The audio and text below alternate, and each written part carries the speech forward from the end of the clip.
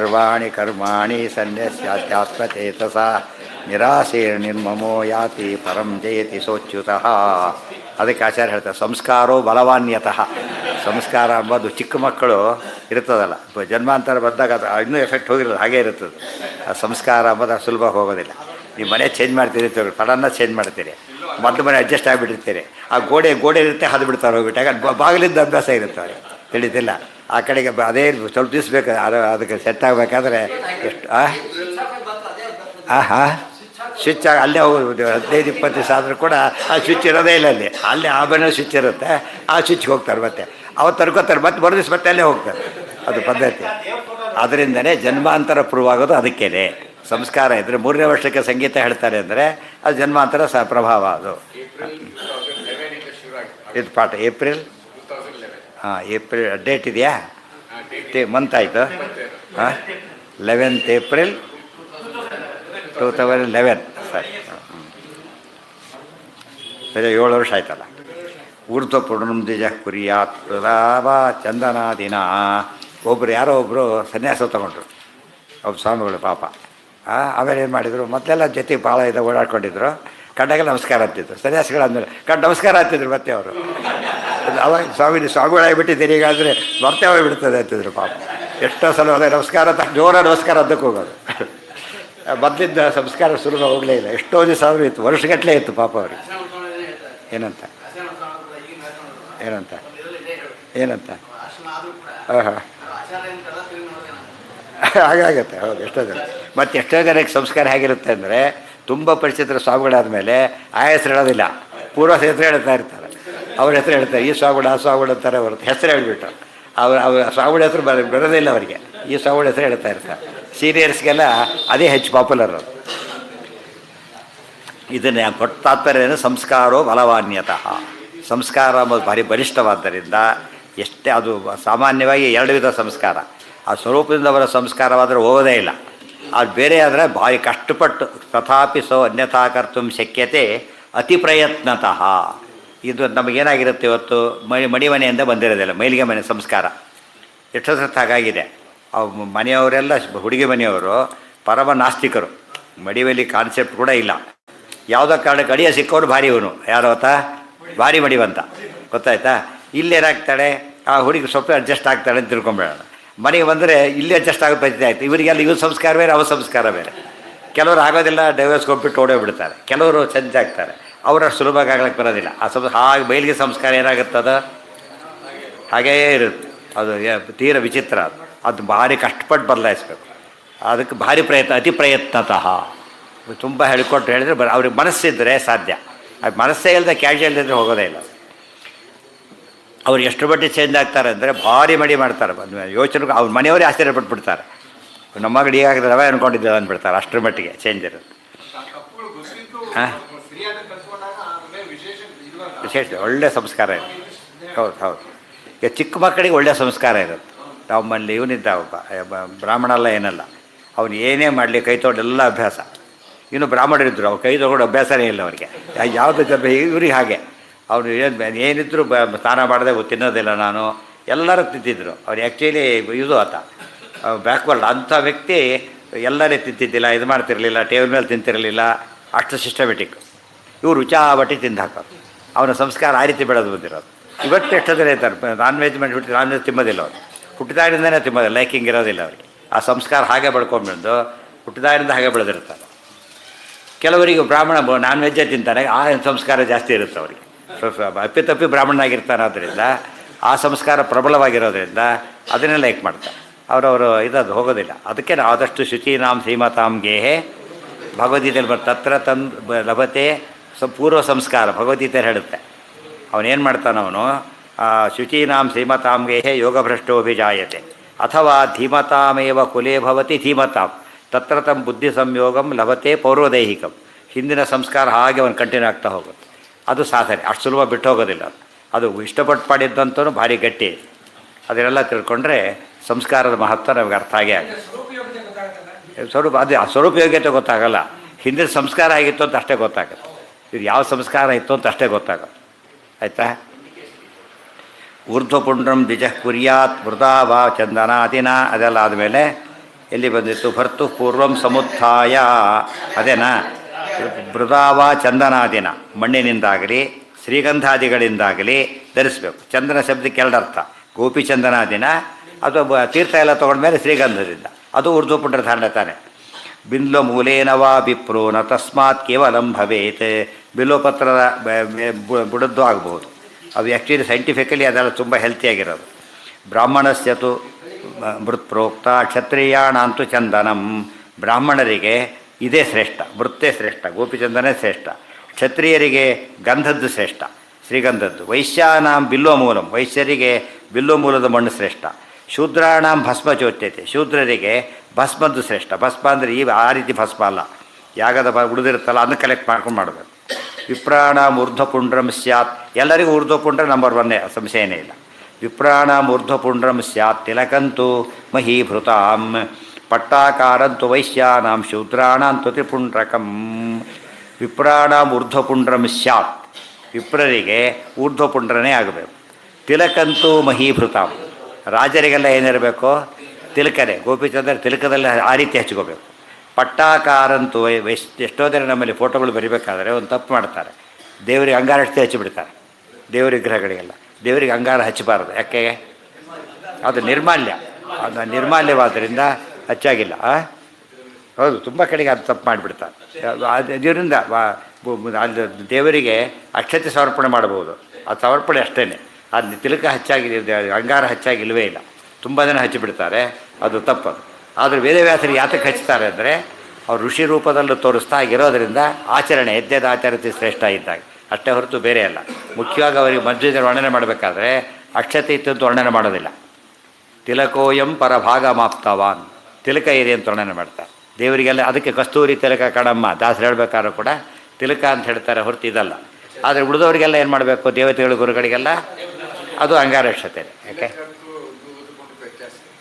ತಿಲಕ ನೋಡಿರ್ತೀರಾ ನೀವೀಗ? ತಿಲಕಾಕಾರ ಗೊತ್ತಾಯ್ತು. ಊರ್ಧ್ವಪುಂಡ ಅಂದರೆ ಈ ರೀತಿ ಹೆಚ್ಚು ಬರೋದು, ಮಧ್ಯೆ ಸೀಳಬೇಕು, ಅವೆಲ್ಲ ನಿಯಮ ಇದೆ. ಜಾಯಿನ ಬಂದು ಪೂರ್ತಿ ತಿಲಕ ನೋಡಿರಲ್ಲ ನೀವಾಗ?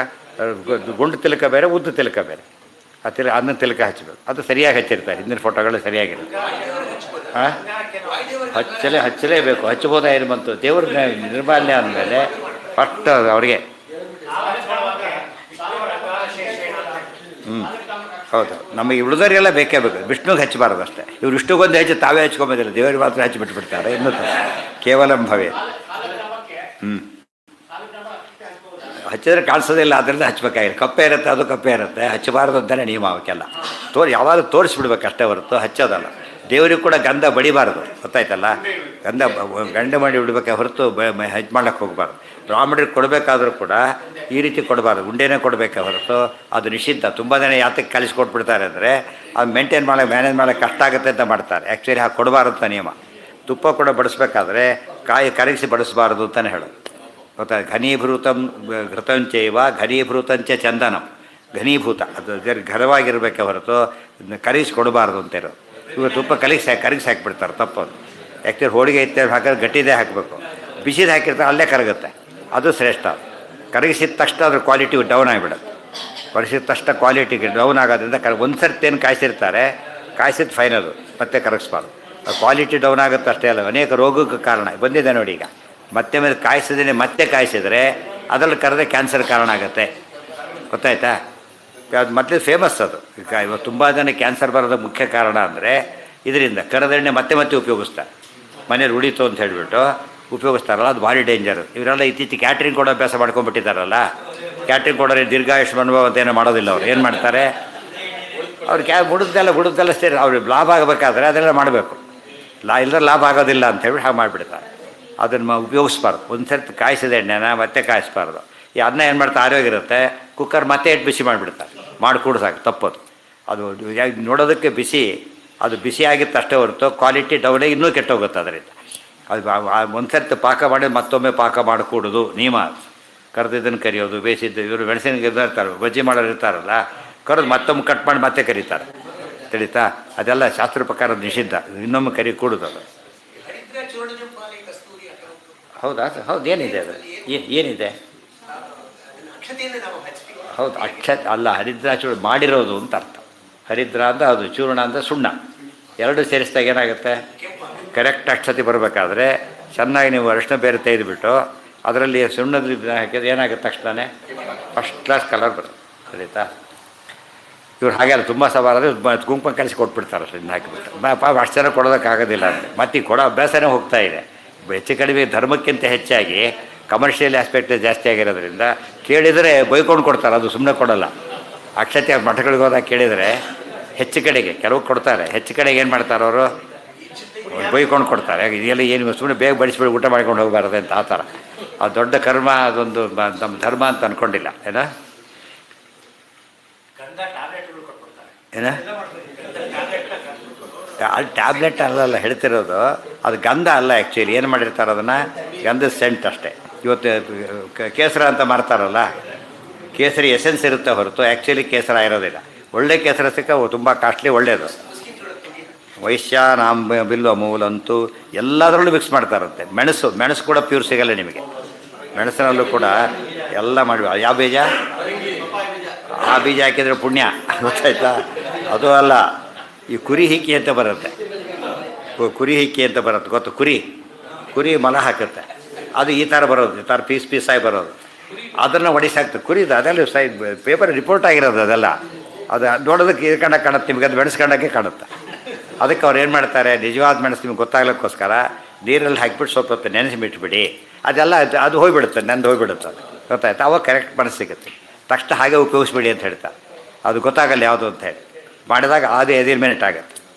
ಸಾಮಾನ್ಯವಾಗಿ ಅದು ಚೀಪೆಸ್ಟ್ ಅದು ಸಿಗೋದು ಅವರಿಗೆ. ಮಿಕ್ಸ್ ಮಾಡಿಬಿಡ್ತಾರೆ, ಪೀಸ್ ಮಾಡಿ ಹಾಕ್ಬಿಟ್ರೆ ಗೊತ್ತು ಕೂಡ ಆಗೋದು. ಅದಿರೋದೇ ಪೀಸ್ ಇರುತ್ತೆ, ಇನ್ನೂ ಟಿಕ್ ಮಾಡಿ ಏನೇನು ಗೊತ್ತಾಗಲ್ಲ. ಮತ್ತೆ ಕರೆದಿದ್ದು ಬಾಡ್ಮೇಲೆ ಮೂದೋದು, ಮಿಕ್ಸ್ ಮಾಡಿದ್ರು ಅಷ್ಟೇ, ಹಾಕಿದ್ರು ಅಷ್ಟೇ, ಅದು ಹೋಯ್ತು. ಈ ಕ್ಯಾನ್ಸರಿಗೆ ಅದೇ ಕಾರಣ. ಮನೆಯಲ್ಲಿ ಮಾಡಬೇಡಿ. ಈ ಮನೆ ಊಟ ಇತ್ಯಾದಿ ಯಾತಕ್ಕೆ ಪ್ರಶಸ್ತ ಬಂತು ಅಂದರೆ ನಮಗೆ ನೋನ್ ಆಗುತ್ತೆ. ಎಲ್ಲ ಕಡೆ ನಾವೇ ಮಾಡಿಸಿದಾಗ ನೋನ್ ಆಯಿತು. ಈಗ ಬಡಿಗೆಗಳು ಬೇರೆ ಕಡೆ ಕ್ಯಾಟ್ರಿಂಗ್ ಎಲ್ಲ ಬಂದಮೇಲೆ ನಮಗೆ ಅದು ನಂಬಿಕೆ, ಅಲ್ಲೂ ನಂಬಿಕೆ ಹೋಗಿಬಿಡುತ್ತೆ. ಈಗ ಮಡಿಬೈಲಿಗೆ ಇರೋದಿಲ್ಲ, ಆ ವಿಷಯ ಮುಗಿದೋಯ್ತು. ಗೊತ್ತಾಯ್ತಾ? ಎರಡನೇದಾಗಿ ಇದು ಕೂಡ ಆರೋಗ್ಯಕ್ಕೂ ಪ್ರಯೋಜನ ಬರೋದಿಲ್ಲ. ಮಡಿನೂ ಹೋಯ್ತು, ಈ ಕಡೆಗೆ ಆರೋಗ್ಯನೂ ಹೋಯ್ತು. ಅಲ್ಲೂ ನಿಷ್ಠೆ ಯಾರೋ ಮಾಡೋರು ಇದ್ದಾರೆ ಅಂದರೆ ಇರ್ಬೋದು, ಬಟ್ ಎರಡೂ ಇರೋದ್ರಲ್ಲಿ ಡೌಟ್ ಬರೋದು ಕೊನೆ ಪಕ್ಷ, ಹೌದಲ್ಲ? ಆದ್ದರಿಂದ ಪ್ರಶ್ನೆ ಬರೋದೇ. ಅದು ದೂರ ಇರೋದೇ ಒಳ್ಳೆಯದು. ಹೋಟ್ಲಾಗಿಟ್ಲೆಲ್ಲ ಆ ರೀತಿ ಮಾಡ್ತಾರೆ, ಉಳಿಸಿದ್ದು ಬಿಡ್ತಾರೆ ಅವರು, ಎಲ್ಲರೂ ಬೈದು ಬಿಡ್ತಾರೆ, ಹಾಗೆ ಹಾಕ್ತಾರೆ. ತುಂಬ ಜನ ಮೋಸ ಮಾಡ್ತಾರೆ. ಆ ಥರ ಕೆಲವು ಅಡುಗೆಯವರು ಎಷ್ಟು ಮೋಸ ಮಾಡ್ತಾರೆ ಅಂದರೆ ನೋಡೋದಕ್ಕೆ ಕ್ಲೀನಾಗಿರುತ್ತೆ. ಒಂದು ಸರ್ತಿ ಯಾರು ಅಡುಗೆ ಕರೆದಾಗ ಏನೇನೂ ಉಳಿಸಿಲ್ಲ. ಯಪ್ಪ ಎಂಥ ಅಡುಗೆಗಳು ಬಂದಿದ್ದಾರೆ ಭೂಲೋಕದಲ್ಲಿ ಅಂತ ದಿನ ಎಲ್ಲ ಬಾವಿ ಸುರಿ ಹೋಗ್ಬಿಟ್ಟಾರೆ. ಬಾವಿ ಇತ್ತಲ್ಲ, ಓಪನ್ ಮೇಲೆ ಇತ್ತು, ಉಳಿದಿದ್ದೆಲ್ಲ ಬಾವಿಗೆ ಹಾಕಿಬಿಟ್ಟಿದ. ಎಲ್ಲ ಏನೇನು ಉಳಿದಿದೆ ಎಲ್ಲ ಕೂಡ ಅವನು ಕ್ಲೀನ್ ಮಾಡಿಸೋದಕ್ಕೆ ಎಷ್ಟೋ ದಿವಸ ಬೇಕಾಯ್ತದಲ್ಲ. ಅವ್ನು ನೋಡಿದಕ್ಕೆ ಇಲ್ಲಿ ನೋಡಿ ಭಾಳ ಚಪ್ಪಾಳೆ ಹಿಡಿಸಿ ಹೋಗ್ಬಿಟ್ಟು ಅಲ್ಲಿ ಮೋಸ ಮಾಡಿಬಿಟ್ಟು, ಅದು ತಪ್ಪದು. ಉಳಿಸ್ತಾ ಮಾಡೋಕ್ಕಾಗಲ್ಲ, ಸ್ವಲ್ಪ ಉಳಿಯುತ್ತೆ, ಅದು ಬಿಟ್ಬಿಡ್ಬೇಕು ಅಷ್ಟೇ ಹೊರತು ಅದ್ರ ಮೇಲೆ ಆಸೆ ಇಟ್ಕೊಂಡ್ರೆ ಈಗ ನೀವು ಉಳಿಸೋದು 10-20 ರೂಪಾಯಿ ಸೇವ್ ಮಾಡ್ತೀರಿ, ಆಮೇಲೆ 10-20 ಲಕ್ಷ ಕೊಟ್ಟರು ಹೋಗೋದಿಲ್ಲ. ಅದು ತುಂಬ ಜನ ಅಲ್ಲಿ ಯೋಚನೆ ಮಾಡೋದಿಲ್ಲ. ಜಾಸ್ತಿ ತಿಂತಾರೆ, ಸ್ವಲ್ಪ ವೇಸ್ಟ್ ಆಗುತ್ತೆ ಅಂತ ಜಾಸ್ತಿ ತಿಂದುಬಿಡ್ತಾರೆ. ಅಯ್ಯೋ ಇದು ವೇಸ್ಟ್ ಆಗಬಾರ್ದು ಅಂತ ಹೇಳ್ಬಿಟ್ಟು. ಅದು ವೇಸ್ಟ್ ಆಗ್ತಿದ್ದು ಎಷ್ಟು ನಿಮಗೆ? 10 ರೂಪಾಯಿ, 2 ರೂಪಾಯಿ, 5 ರೂಪಾಯಿ. ಔಷಧಿ ಡಾಕ್ಟ್ರ್ ತಗೋಬೇಕಾದ್ರೆ ಟೈಮ್ ವೇಸ್ಟು, ದುಡ್ಡು. ಮತ್ತು ಒಟ್ಟು ಮೊದಲನೇ ಆರೋಗ್ಯ ಬರೋಲ್ಲ. ವಯಸ್ಸಾದ ಮೇಲೆ ಎಷ್ಟೇ ನೀವು ರಿಪೇರ್ ಆದರೂ ಕೂಡ ಮೊದಲಿಷ್ಟಂತ ಬರೋದಿಲ್ಲ. ಅದು ಯಾವಾಗಲೂ ರಿಪೇರ್ಡ್ ಕೇಸೇ, ಅದು ರಿಪೇರ್ಡ್ ಕೇಸೇ ಆದ್ದರಿಂದ ಬರೋದಿಲ್ಲ. ಅದೆಲ್ಲ ಯಾಕೆ ಮಾಡಬೇಕು? ಇದು ಬಿಟ್ಟುಬಿಟ್ರೆ ಬಹುದು ಸಿಂಪಲ್ಲಾಗಿ. ಅದು ನಾವೇನು, ಅದು ಆ್ಯಕ್ಚುಲಿ ವೇಸ್ಟ್ ಆಗೋದಿಲ್ಲ, ಪ್ರಾಣಿಗಳು ತಿನ್ನುತ್ತೆ. ಅದೇ ಭೂತ ಯಜ್ಞ ಅಂದ್ರೆ ಅದೇನೆ, ಗೊತ್ತಾಯ್ತಾ? ಸಿಸ್ಟಮ್ ಮಂತ್ರದಿಂದ ಕೊಡ್ತೇವೆ, ಉಳಿದ್ರೆ ಹೋಗುತ್ತೆ. ಆ ಪುಣ್ಯ ಬಂತ ಇಲ್ಲ, ಅದು ಬರದಂತೆ ಮಾಡಿ ಕೊನೆಗೆ ಈ ರೀತಿ ಮಾಡಿ ಹೋಗ್ಬಿಡುತ್ತೆ. ಅದು ತಪ್ಪದು, ಹಾಗೆಲ್ಲ ಮಾಡಬಾರ್ದು. ಅವೆಲ್ಲ ಆರೋಗ್ಯಕ್ಕೋಸ್ಕರ ಸಿಂಪಲ್ ಇರೋ ಇದು. ಅದಕ್ಕೆ ಹೇಳಿದ್ದೀಗ ಮಹೀಭೃತ. ಪಟ್ಟಾಕಾರಂತೂ ವೈಶ್ಯಾನ, ವೈಶ್ಯರಿಗೆ ಪಟ್ಟಾಕಾರ ಧಾರಣೆ. ಶೂದ್ರಾಣ ಅಂತೂ ತ್ರಿಪುಂಡ್ರಕಂ, ಶೂದ್ರರು ಮಾತ್ರ ತ್ರಿಪುಂಡ್ರ ಹಚ್ಚಬೇಕು ಅಂತ ಹೇಳ್ತಾರೆ. ಬ್ರಾಹ್ಮಣ ಹೆಚ್ಚಾಗಿಲ್ಲ, ಕ್ಷತ್ರಿಯ ಇಲ್ಲ, ವೈಶ್ಯರು ಇಲ್ಲ. ಆದರೆ ವಿಶೇಷ ಅಂತ ಕೇಳಿದರೆ ಇದರಿಂದ ಅವ್ರು ಯಾರು ಅಂತ ತಕ್ಷಣ ಗೊತ್ತಾಗ್ಬಿಡ್ತಿತ್ತು. ಇವತ್ತು ಜಾತಿ ಕೇಳೋ ಪ್ರಶ್ನೆ ಇಲ್ಲ. ಇದು ಹೇಳಿದ್ದಾರೆ ಈಗಾಗಲೇ, ನಾಮ ಹಾಕ್ಕೊಳ್ಳೋ ಸ್ಟೈಲು ಯಾವುದರಿಂದ ಹಾಕ್ಕೊಂಡಿದ್ದಾರೆ, ಇದ್ರ ಮೇಲೆ ಅವ್ರ ಜಾತಿ ಐಡೆಂಟಿಫೈ. ಪೊಲೀಸರು ನೋಡಿದ ತಕ್ಷಣ ಪೊಲೀಸಂದು ಗೊತ್ತಾಗುತ್ತಾ ಇಲ್ಲ, ಈ ಕಂಡಕ್ಟರ್ ಡ್ರೈವರ್ ಗೊತ್ತಾಗುತ್ತಾ ಇಲ್ಲ, ಆ ಟೈಪ್ ಗೊತ್ತಾಗೋ ವ್ಯವಸ್ಥೆ ಮಾಡಿದ್ದು. ಈಗ ಅದು ಇದರಿಂದ ಆ್ಯಂಟಿ ಮಾಡಿದ್ರಿಂದ ಹೊರಟೋಯ್ತು. ತ್ಯಕ್ವಾಯಿ ಭೂಪೃತಾಂ ಪ್ರೋಕ್ತಂ ಪುಂಡ್ರಾಣಿ ದ್ವೇ ವಿಷಾಂ ಸ್ಮೃತೆ ಏಕಪುಂಡಂತು ನಾರೀಣಾಂ ಶೂದ್ರಾಣಾಂಚ ವಿಧೀಯತೆ. ಚತ್ವಾರಿ ಭೂಪೃತಾಂ ಪ್ರೋಕ್ತಂ, ಇವರಿಗೆ 12 ಆದರೆ ರಾಜರಿಗೆಲ್ಲ 4 ಸಾಕು ಅಂತಾರೆ. ಪುಂಡ್ರಾಣಿ ದ್ವೇ, ವೈಶ್ಯರಿಗೆ 2. ಏಕಪುಂಡ್ರಂತು ನಾರೀಣಾಂ, ಸ್ತ್ರೀಯರಿಗೆ 1, ಶೂದ್ರರಿಗೂ 1. ಶೂದ್ರಾಣಾಂಚ ವಿಧೀಯತೆ. ಲಲಾಟೆ, ಎಲ್ಲೆಲ್ಲಿ ಲಲಾಟೆ ಹೃದಯ ಬಾಹ್ವಶ್ಚ ಚತುಃಪುಂಡ್ರಾಣಿ ಧಾರಯೇತ್. 4 ಹಚ್ಚೋರು. ಲಲಾಟೆ ಹೃದಯ ಬಾಹ್ಯೋಶ್ಚ, ಇದು ಹೃದಯ 2 ತೋಳುಗಳು. ಚತುಃಪುಂಡ್ರಾಣಿ ಧಾರಯೇತ್ ಮೂರ್ತಯೋ ವಾಸುದೇವಾದ್ಯಾಹ ಚತುಃಪುಂಡ್ರಾಣಿ ಧಾರಯೇತ್. ಈ ರೀತಿ ಚಿಂತನೆ ಮಾಡ್ಕೊಂಡು ಕ್ಷತ್ರಿಯ ಹಾಗೆ ಧರಿಸಬೇಕು. ದ್ವೇತು ಕೇಶವ ವಿಷ್ಣುತು ಏಕಂ ನಾರಾಯಣಂ ಸ್ಮರೇತ್. 2 ಹಚ್ಚೋರು ಕೇಶವಾಯ ನಮಃ ವಿಷ್ಣವೇ ನಮಃ ಅಷ್ಟೇ. ಒಂದೇ ಹಚ್ಚೋರು ಏಕಂ ನಾರಾಯಣಂ ಸ್ಮರೆ ಅಷ್ಟೇ. ಏವಂ ಪುಂಡ್ರವಿಧಿ ಪ್ರೋಕ್ತ ಸರ್ವೇಷಾಂ ಗಿರಿಜೇಮಯ ಇತಿ ಬ್ರಹ್ಮಾಂಡೇ. ಗಿರಿಜೇಮಯ ಅಂತ ರುದ್ರದೇವರು ಪಾರ್ವತಿದೇವಿ ಹೇಳ್ತಕ್ಕಂಥ ಮಾತು ಇಲ್ಲಿ ಬ್ರಹ್ಮಾಂಡ ಪುರಾಣದೊಳಗೆ ಅಂತ ಅದಿಷ್ಟು ಕೊಟ್ಟು.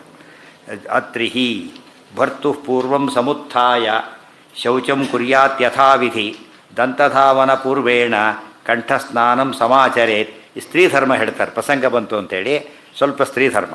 ಭರ್ತು ಪೂರ್ವಂ ಸಮುತ್ಥಾಯ, ಗಂಡನಿಗಿಂತ ಮುಂಚೆ ಹೇಳಬೇಕು, ಇದು ವಿಧಿ. ಸಾಮಾನ್ಯ ಪದ್ಧತಿ ಏನೀಗ ಎಲ್ಲ ಗಂಡನೇ ಮೊದಲಾಗಬೇಕು, ಮೊದಲು ಅವನೇ ಹೇಳಲಿ, ಈ ಥರ ಶುರು ಮಾಡಿದವರು. ಕೆಲವು ಮೊದಲು ಕೆಲವು ಆಮೇಲೆ ಉಲ್ಟಾ ಪಲ್ಟ. ಇದು ಅದೇ ರೀತಿ ಹೇಳಿಲ್ಲ, ಎಲ್ಲ ದೇವರಿಗೆ ಮೊದಲು. ಆದ್ದರಿಂದ ಮೊದಲು ದೇವರಿಗೆ ಅಭಿಷೇಕ ಮಾಡಿಸಿ ಆಮೇಲೆ ತಾನು ಸ್ನಾನಕ್ಕೆ ಹೋಗೋದು, ದೇವ್ರ ಪೂಜೆ ಮುಗಿಸಿ ಸ್ನಾನಕ್ಕೆ ಹೋಗೋದು. ಯಾಕೆ ದೇವ್ರಿಗೆ ಮೊದಲು ಅಂತ ಹೇಳಿದಾರಲ್ಲ, ಅದು ಕುಯುಕ್ತಿ, ಅವೆಲ್ಲ ಉಪಯೋಗಿಸ್ಬಾರ್ದಾಗ. ಕಂಠಸ್ನಾನಂ ಸಮಾಚರೇತ್. ಆದರೆ ಮತ್ತೆ ಕುರ್ಯಾತ್ ಶೌಚಂ ಕುರ್ಯಾತ್, ಅದು ಕಾಮನ್ ಇಬ್ಬರಿಗೂ. ದಂತಧಾವನ ಪೂರ್ವೇಣ, ಇದು ಇಬ್ಬರಿಗೂ ಕಾಮನ್. ಕಂಠಸ್ನಾನಂ ಸಮಾಚಾರ, ತಲೆ ತೋರಿಸಿ ಸ್ನಾನ ಮಾಡಿಕೊಡು, ತಲೆ ನೆನೆಸಿ ಸ್ನಾನ ಮಾಡೋಂಗಿಲ್ಲ ಸ್ತ್ರೀಯರು ಪ್ರತಿನಿತ್ಯ. ಅಭ್ಯಂಜನ ಇತ್ಯಾದಿಗಳಿಗೆ ಅವಕಾಶ ಇದೆ ಹೊರತು ಡೈಲಿ ತಲೆ ಮೇಲೆ ಮಾಡೋಂಗಿಲ್ಲ ಅವರು. ಇವರು ತಲೆ ಮೇಲೆ ಮಾಡಲೇಬೇಕು ಗಂಡಸರು. ಧೃತ್ವಾತು ಧೌತ ವಸ್ತ್ರಂಚ ಸಕೃದಾಚಮ್ಯ ವಾರಿಣ. ಧೃತ್ವಾತು ಧೌತ ವಸ್ತ್ರಂಚ, ಅದಾದಮೇಲೆ ಶುದ್ಧವಾದ ಬಟ್ಟೆ ವಸ್ತ್ರ ಬಿಡಬೇಕು. ಸಕೃದಾಚ, ಒಂದ್ಸರ್ತಿ ಆಚರಣೆ ಮಾಡಿದರೆ ಸಾಕು. ಇವರು ದ್ವಿರಾಚಮ್ಯ ಅವೆಲ್ಲ ಇಲ್ಲ. ಊರ್ಧ್ವಪುಂಡ್ರಂ ಲಲಾಟೇಚ ಮೃದ ಶುಭ್ರೇಣ ಧಾರಯೇತ್. ಊರ್ಧ್ವಪುಂಡ್ರವನ್ನು ಲಲಾಟದಲ್ಲಿ ಶುದ್ಧವಾಗಿ ಹಚ್ಕೋಬೇಕು. ಕಸ್ತೂರಿಯ ಕುಂಕುಮೇನಾಪಿ ಚಂದನೇನಾಥವಾ ಸದಾ. ಕಸ್ತೂರಿಯಿಂದಾಗಲಿ ಕುಂಕುಮದಿಂದಾಗಲಿ ಶ್ರೀಗಂಧದಿಂದಾಗಲಿ ಹಚ್ಕೊಳ್ಬೋದು. ರಮ್ಯಂ ರುಜುತರಂ ಸೌಮ್ಯಂ ಊರ್ಧ್ವಪುಂಡ್ರಂತೂ ಧಾರಯೇತ್. ಅದು ಹೇಗಿರಬೇಕು ನೋಡೋದಕ್ಕೆ ಭಾರಿ ಚೆನ್ನಾಗಿ ಕಾಣೋದು. ರಮ್ಯಂ ಅಟ್ರಾಕ್ಟಿವ್ ಇರಬೇಕು, ರುಜುತರಂ ಸ್ಟ್ರೈಟ್ ಇರಬೇಕು, ತುಂಬ ಥಿಕ್ ಇರಬಾರ್ದು, ಬಣ್ಣ ಬಿಡದ ಬಿಡಿತಾರೆ ಆ ಥರ ಇರಬಾರ್ದು. ಊರ್ಧ್ವಪುಂಡ್ರಂ ತು ಧಾರಯೇತ್, ಊರ್ಧ್ವಾಕಾರ ಇರಬೇಕು, ಇದು ನಿಯಮ. ಇದೊಂದು ವಿಶೇಷಾಂಶ ಹೇಳ್ತಾರೆ. ಗೋಪಿಚಂದನ ಹಚ್ಕೊಳ್ತಾರೆ ಹೆಂಗಸರು, ಅದು ಕರೆದೇನೆ. ಆದರೆ ಕುಂಕುಮ ಹಚ್ಕೊಂಡ್ರೆ ಅದೇ ಗೋಪಿಚಂದನ ಇದ್ದ ಹಾಗೆ, ಅರ್ಥ ಆಯ್ತಾ? ಬರೀ ಕುಂಕುಮ ಹಚ್ಕೊಳ್ಳೋದು ಕೂಡ ಏನದು ಅನುಸಂಧ. ಊರ್ಧ್ವಪುಂಡ್ರ ಇವೆಲ್ಲ ಆಗ್ಬೋದು ಅಂತ ಹೇಳಿರೋದ್ರಿಂದ ಕಸ್ತೂರಿ ಆಗಬಹುದು, ಕುಂಕುಮ ಆಗಬಹುದು, ಶ್ರೀಗಂಧ ಆಗಬಹುದು, ಇದು ಆಗ್ಬೋದು. ಆದ್ದರಿಂದ ಅದೇ ಆಗಬೇಕು ಅಂತೇನಿಲ್ಲ, ಆದರೆ ತಪ್ಪೇನಿಲ್ಲ, ಗೊತ್ತಾಯ್ತಾ? ಅನುಸಂಧಾನ ಇದ್ದರೆ ಸರಿ. ಲಕ್ಷಣಹೀನೇ ಹೀನೂರ್ಧ್ವಪುಂಡ ನಿಷೇಧ ಪಂಚಸಂಸ್ಕಾರೇ. ಮತ್ತು ಪಂಚಸಂಸ್ಕಾರ ಅಂತ ಗ್ರಂಥ ಇದೆ, ಅದು 2 ಇದೆ. ವಿಷ್ಣು ತೀರ್ಥರು ಬರೆದ ಪಂಚಸಂಸ್ಕಾರ ಸಂಗ್ರಹ ಅಂತ ಕೆಲವರು ಕೋಟ್ ಮಾಡ್ತಾರೆ. ಕೆಲವು ಪಂಚಸಂಸ್ಕಾರ ಸಂಗ್ರಹ ಸಿಕ್ಕಿದೆ, ಅದು ಅವ್ರದ್ದು ಎಲ್ಲ ಗೊತ್ತಾಗೋದಿಲ್ಲ. ಆ ಪುಸ್ತಕ ಇದೆ. ಅದು ಈ ರೀತಿ ಹಚ್ಕೋಬಾರದು ಅಂತ ಹೇಳ್ತಾರೆ. ಯಾವ ರೀತಿ? ಶೂರ್ಪಾಕಾರಂ ಪಟಾಕಾರಂ ಪತಾಕಾಕಾರಮೇವಚ ಅಚ್ಛಿದ್ರಂ ಛಿನ್ನ ಮೂಲಂಚ ನಖ ನಿರ್ಮಿತಮೇವಚ ಅನೇಕ ಅಗ್ಗುಲಿ ವಿಸ್ತಾರಂ ಪುಂಡ್ರಂ ಆಹುಹು ಅನರ್ಥಕಂ. ಶೂರ್ಪಾಕಾರ ಮೊರದಗಲದ ಮಾಮ ಹಚ್ಕೋಕೂಡ್ದು, ಪಟಾಕಾರ ಹಚ್ಕೋಬಾರ್ದು, ಪತಾಕಾಕಾರ ಇರಕೂಡ್ದು. ಅಚ್ಛಿದ್ರ ಛಿನ್ನ ಮೂಲಂಚ, ಗಂಡಸರಾದರೆ ಅಚ್ಛಿದ್ರ ಛಿನ್ನ ಮೂಲ ಅದಾಗಬಾರ್ದು. ನಖ ನಿರ್ಮಿತಮೇವಚ, ಆದಷ್ಟು ನಖದಿಂದ ಟಚ್ ಮಾಡಿ ಹಚ್ಕೋಬಾರ್ದು. ಅನೇಕಾಂಗುಲಿ ವಿಸ್ತಾರಂ, ಭಾರಿ ದೊಡ್ಡದಾಗಿರಬಾರ್ದು. ಪುಂಡ್ರಮಾಹು ಅನರ್ಥಕಂ, ಅದು ಯಾವುದಕ್ಕೆ ಕಾರಣ? ಅನರ್ಥಕ್ಕೆ ಕಾರಣ. ತೇನೈವ ಹಿ ಪ್ರಹೃತಂ ಸಮ್ಯಕ್ ಶುನಃ ಪಾದಂ ನ ಸಂಶಯ. ಆ ರೀತಿ ಹಚ್ಕೊಂಡ್ರೆ ಅದು ನಾಯಿ ಪಾದ ಇದ್ದ ಹಾಗೆ, ಅದು ಅವಲಕ್ಷಣ ಅಂತ ಅರ್ಥ. ಹಿಂದೆ ಹೇಳಿದ್ದಿಲ್ಲ, ಇಲ್ಲಿ ಹೇಳ್ತಾರದು. ಮೊದಲು ಬನ್ನಿ ಹೇಳಿ ಛಿದ್ರ ಇರಬೇಕು ಅಂತ ಅಷ್ಟೇ ಹೇಳಿದರು. ಈ ಛಿದ್ರ ಇಲ್ಲದೆ ಹಚ್ಕೊಂಡ್ರೆ ಹಣೆ ಮೇಲೆ ಅದು ನಾಯಿ ಪಾದಕ್ಕಿದ್ದ ಹಾಗೆ. ತಸ್ಮಾತ್ ಛಿದ್ರಾನ್ವಿತಂ ಪುಂಡ್ರಂ ಬ್ರಾಹ್ಮಣ ಸತತಂ ಧರೇತ್ ನತಿರ್ಯಕ್ ಮೃತ್ತಿಕಾಧಾರ್ಯ ನತಿರ್ಯ ಗೋಪಿಚಂದನಂ. ಯಾವುದು ಕೂಡ ಅಡ್ಡ ಹಚ್ಕೊಳ್ಳೇ ಆಗಿಲ್ಲ, ಗೋಪಿಚಂದನವಾಗಲಿ ಮೃತ್ತಿಕೇನೇ ಆಗಲಿ ಅಡ್ಡ ಯಾವ ಕಾಲಕ್ಕೂ ಹಚ್ಕೊಳ್ಬಾರ್ದು. ಕೃಷ್ಣಾಮೃತ ಮಹಾಣದವ್ರು ಹೇಳ್ತಾರೆ, ತಿರ್ಯಕ್ ಪುಂಡ್ರಂ ನಾಧಾರಿ. ಯಾವಾಗಂದರೆ ಪ್ರಾಣೈಹಿ ಕಂಠಗತ ಇರಲಿ, ಕೂಡ ತಿರ್ಯಕ್ ಪುಂಡ್ರ ಹಚ್ಕೊಳ್ಳೇಬಾರ್ದು, ಭಾರಿ ನಿಷಿದ್ಧ ಅಂತ ಮಾತನ್ನ ಅದು ಹೇಳಿ. ಅದು ಹೆಸರು ಆದಷ್ಟು ಬೇಡ ಏನ. ಅದು ಅವ್ರನ್ನೇ ಕೇಳಿದ್ನಲ್ಲ, ಅದು ಹೇಳಿದ್ರೆ ವಿಭೂತಿ ಪ್ರತಿನಿಧಿ ಆಗಿದೆ ಅಂತ ಹೇಳ್ತಾರೆ ಅಷ್ಟೇ. ಅದು ಶಾಸ್ತ್ರದ ಇದನ್ನು ನೋಡಬೇಕು, ಇವೆಲ್ಲ ನೋಡಿದಾಗ ಗೊತ್ತಾಗುತ್ತೆ. ಇವೆಲ್ಲ ಬೇರೆಯವ್ರು ಸುಮ್ಮನೆ ಕೇಳಿದ್ರು ಕೂಡ ಒಂದು ಸರ್ತಿ ಯಾರೂ ಚೇಂಜ್ ಆಗಲ್ಲ. ಬಟ್ ತಲೆಯಲ್ಲಿ ಕೊಡುತ್ತದು. ಓಹೋ ನಾವು ತಪ್ಪು ಮಾಡ್ತಿದ್ದೇವೆ ಅನ್ನೋ ಭಾವನೆ ಬರುತ್ತೆ. ಏಕಾಶಿ ಊಟ ಮಾಡ್ತಿರ್ತಾನೆ, ಉಪನ್ಯಾಸ ಕೇಳಿಬಿಡ್ತಾನೆ ಮಾಡಬಾರ್ದು ಅಂತೇಳಿ.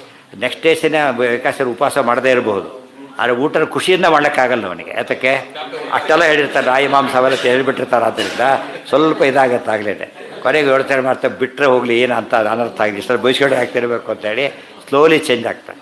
ಆದ್ದರಿಂದ ಒಂದು ಸರ್ತಿಗೆ ಚೇಂಜ್ ಆಗಲಿಲ್ಲ ಅಂಥೇಳಿ ಹೇಳೋದನ್ನು ಬಿಡಬಾರ್ದು, ಮತ್ತೆ ಮತ್ತೆ ಹೇಳ್ತಿರ್ಬೇಕು. ಅದಿಂತ ಇಷ್ಟ ಅನೇಕ ಗ್ರಂಥ ಅವ್ರು ಓದಿದಾಗ ತುಂಬ ಜನಕ್ಕೆ ಅದು ಪರಿವರ್ತನೆ ಆಗುತ್ತೆ ಯೋಗ್ಯರಾಗಿದ್ದರೆ. ತೇರೈಭಿ ಧೃತಂ ಸಮ್ಯಕ್ ಶಿವನಃ ಪಾದಂ ನ ತಿರ್ಯಕ್ ಮೃತ್ತಿಕಾಧಾರ್ಯ ನ ತಿರ್ಯಕ್ ಗೋಪಿಚಂದನಂ ಚಂದನಾಗರು ಕಸ್ತೂರಿ ಚಂದನಾನಿ ಯಥೇಚ್ಛೆಯ ಚಂದನ ಅಗರು ಕಸ್ತೂರಿ ಚಂದನ ಇವೆಲ್ಲ ಆಗಬಹುದು. ಯಥೇಚ್ಛೆಯ ಲಲಾಟೆ ತಿಲಕಂ ದೃಷ್ಟ್ವಾ ನಿರಾಶಾಃ ಪಿತರೋ ಗತಾಃ ಇತಿ. ಬರೀ ಗಂಡಸರು ತಿಲಕಾಕಾರ ಹಚ್ಕೊಳ್ಳೋದು ಅಂದ್ರೇನು? ಛಿದ್ರ ಇಲ್ಲದೆ ಹಚ್ಕೊಂಡ್ರೆ ಪಿತೃಗಳು ಅವಲಕ್ಷಣ ಅಂಥೇಳಿ ಅವ್ರು ತರ್ಪಣೆ ತೊಗೊಳೋದನ್ನು ವಾಪಸ್ ಹೋಗಿಬಿಡ್ತಾರೆ. ಅದು ಇದಲ್ಲ, ಶಾಸ್ತ್ರೀಯವಾಗಿ ಕೊಡೋ ರೀತಿ ಅಲ್ಲ. ಆದ್ದರಿಂದ ಹೇಳಿದ್ನಲ್ಲ, ಪಿಂಡಾನ ಹಾಕ್ಬೇಕಾದ ದರ್ಬೆ ಮೇಲೆ ಬೇರೆ ಕಡೆ ಹಾಕಿದ್ರೆ ಪಿತೃಗಳು ತೊಗೊಳೋದಿಲ್ಲ, ಹೋಗಿಬಿಡ್ತಾರೆ ವಾಪಸ್. ಕೊಡಬೇಕಾದ ರೀತಿ ಅದು. ತಿಲಕ ಕೂಡ ಆ ರೀತಿ ಹಚ್ಕೊಂಡ್ರೆ ಮಾತ್ರ, ಛಿದ್ರ ಇರಲೇಬೇಕು ಬ್ರಾಹ್ಮಣ ಗಂಡಸರಿಗೆ ಅಂತ ಸ್ಪಷ್ಟ ಹೇಳ್ತಾರೆ. ಬಹುಮಾನ ವಿರುದ್ಧತ್ವಾತ್ ಲಲಾಟೆ ಅತಿಲಕಂ ದೃಷ್ಟ್ವೇತಿ ಪದಚ್ಛೇದೇತಿ ಯೋಚ್ಯಂ. ಅದಕ್ಕೆ ಇನ್ನೊಂದು ಅರ್ಥ ಇದೆ. ಸರಿಯಾಗಿ ಈ ರೀತಿ ತಿಲಕ ಅಂದರೆ ಮತ್ತು ಮೊದಲೇ ಅರ್ಥ ಛಿದ್ರ ಇಲ್ಲದೆ ಹಚ್ಕೊಂಡ್ರೆ ತಿಲಕ, ಅದನ್ನು ಹಚ್ಕೋಬಾರ್ದು ಅಂತೊಂದು ಅರ್ಥ. ಅಥವಾ ಬರೀ ಹಣೆಯಲ್ಲಿರಬಾರ್ದು. ಲಲಾಟೆ ಅತಿಲಕಂ ದೃಷ್ಟ, ಸ್ತ್ರೀಯರಿಗಾದರೆ ಲಲಾಟದಲ್ಲಿ ತಿಲಕ ಇಲ್ಲದೆ ಹೋಗಿಬಿಟ್ರೆ ಅವ್ರು ಏನು ಮಾಡ್ತಾರೆ? ಪಿತೃಗಳು ಶಾಪ ಹಾಕ್ತಾರೆ. ಹೌದು, ಅದು ವೈಷ್ಣವನಾಗಿದ್ದಕ್ಕೆ ಅದು ಬೇರೆ ಕಾಂಟೆಕ್ಸ್ಟ್. ಅದು ದೃಷ್ಟ್ವೇತಿ ಪದಚ್ಛೇದೇನ ಯೋಜ್ಯಂ ಊರ್ಧ್ವಪುಂಡ್ರವಿಹೀನಸ್ತು ಕರ್ಮ ಯತ್ಕಿಂಚಿತ್ ಆಚರೇತ್ ತತ್ಸರ್ವಂ ನಿಷ್ಫಲಂ ಯಾತಿ ದೃಷ್ಟ ಇಷ್ಟಾಪೂರ್ತೆ ಅಪಿ ದ್ವಿಜ. ಊರ್ಧ್ವಪುಂಡ್ರ ಹಚ್ಕೊಳ್ಳೋದೇನೆ ಯತ್ಕಿಂಚಿತ್ ಕರ್ಮ ಯತ್ಕಿಂಚಿತ್ ಆಚರೆ, ಏನೇ ಕರ್ಮ ಮಾಡಿದರೂ ಕೂಡ ತತ್ಸರ್ವಂ ನಿಷ್ಫಲಂ ಯಾತಿ, ಎಲ್ಲ ವೇಸ್ಟ್ ಅದು. ಇಷ್ಟಾಪೂರ್ತೆ ಅಪಿ ದ್ವಿಜ. ಇಷ್ಟಾಪೂರ್ತೆ ಅಂದ್ರೇನು? ಕೆರೆ ಬಾವಿ ತೋಡಿಸೋ ಕಾರ್ಯ, ಯಜ್ಞ ಯಾಗಗಳು ಮಾಡೋದು ಎಲ್ಲವೂ ವೇಸ್ಟೇನೆ. ತದ್ ಊರ್ಧ್ವಪುಂಡ್ರ ವಿಹೀನಂತೂ ಶ್ವಪಾಕಮಿವ ಸಂತ್ಯಜೇತ್. ಊರ್ಧ್ವಪುಂಡ್ರ ಹಚ್ಕೊಳ್ದೇ ಇದ್ದವನನ್ನು ಶ್ವಪಾಕ, ನಾಯಿ ಬೇಯಿಸಿ ತಿನ್ನೋನು ಕಂಡ್ರೆ ಹೇಗೆ ದೂರ ಇರಬೇಕೋ ಹಾಗೆ ದೂರ ಇರಬೇಕು. ಅಷ್ಟವನು ಮೈಲಿಗೆ ಇದ್ದಾಗ ಲೆಕ್ಕ. ಇತಿ ಪರಾಶರಃ ಮುದ್ರಾಧಾರಣಂತ ಉಕ್ತಂ ಋಗ್ವೇದೆ. ಅಲ್ಲಿಗೆ ಇನ್ನು ಮುದ್ರೆ ಹಾಕ್ಕೊಳ್ಳೋದು ಹೇಳ್ತಾರೆ. ರೂಪಿಸಿದ ಧಾರಣೆ ಮುಗಿತು. ಪಂಚಮುದ್ರಾಧಾರಣ ಅಂದರೆ ಇನ್ನೂ ಎಷ್ಟು ಡೀಟೇಲ್ ಬರೀತಿದ್ದಾರೆ ಅರ್ಥ ಆಗುತ್ತಾಗ. ಅಲ್ಲಿಗೆ ಸರ್ವೇಂದ್ರಿಯ ಪ್ರೇರಕೇಣ ಶ್ರೀ ಪ್ರಾಣಪತಿನೇರಿತಃ ಯದವೋಚಮಹಂ ತೇನ ಪ್ರೀಯತಾಂ ಕಮಲಾಲಯ. ನಾಳೆಯಿಂದ ಪಾಠ ಇರೋದಿಲ್ಲ.